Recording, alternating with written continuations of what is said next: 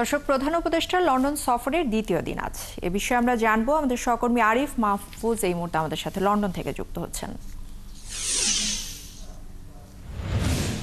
আরিফ, একটু জানাবেন, আগামী 13 তারিখে কিন্তু প্রধান উপদেষ্টার সঙ্গে তারেক রহমানের যে বৈঠক, সে বিষয়ের প্রস্তুতি আসলে এই মুহূর্তে কেমন দেখছেন, আর এ নিয়ে প্রবাসী বাঙালিরা কি বলছেন, তারা এই বিষয়ে নতুন কোনো তথ্য আপনি পেয়েছেন কিনা, বা যারা প্রবাসী বাঙালিরা আছেন তারা আসলে কতটা আশাবাদী এই বৈঠক নিয়ে?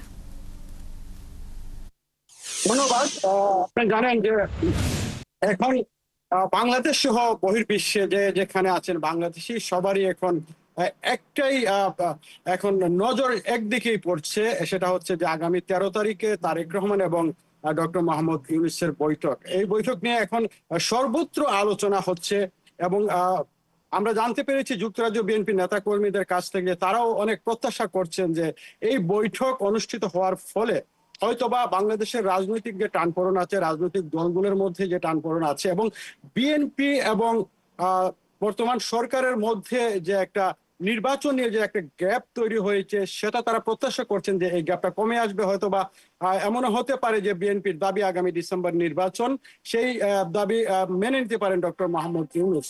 একেবারে যদি আমি বলতে চাই যে এখানে যারা সাধারণ মানুষ আছেন বিএনপি নেতা কর্মীর বাহিরে, তাদের একই প্রত্যাশা যে আসলে কি ঘটতে যাচ্ছে, সেখান থেকে আসলে কি ইতিবাচক কোনো সিদ্ধান্ত আসবে কিনা। তো যে যেখানে আছেন সেখান থেকেই তারা বলছেন যে আমরা চাই যে বাংলাদেশের বর্তমান প্রেক্ষাপটে রাজনৈতিক যে টানপোড়েন আছে সেটা মিনিমাইজ হয়ে আসুক, আগামীতে সুন্দর একটি নির্বাচন অনুষ্ঠিত হোক। অনেকেই বলছেন যে বিএনপি যদি নির্বাচনের তারিখ ডিসেম্বরে দাবি করে ডক্টর মোহাম্মদ ইউনূস যদি এটা মেনে নেন, তাহলে হয়তোবা দেশের জন্য কল্যাণ বয়ে আনবে। পাশাপাশি বলতে চাই, যুক্তরাজ্য বিএনপির নেতাকর্মীরা কথা বলেছেন আমার সাথে, আজকে সকালেও কথা বলেছেন। তারা বলছেন যে আগামীকালকের বৈঠক নিয়ে তারা অত্যন্ত উদ্দীপনার মধ্যে আছেন। কালকে হয়তোবা ডরচেস্টার হোটেলের সামনে তারা সবাই সেখানে উপস্থিত হবেন, যদিও এটি দলীয় নির্দেশনা না। তো আমি বলতে চাই যেটা যে শুধু বিএনপি নেতা কর্মী নয়, বাংলাদেশের আপামর জনতা অপেক্ষা করছে।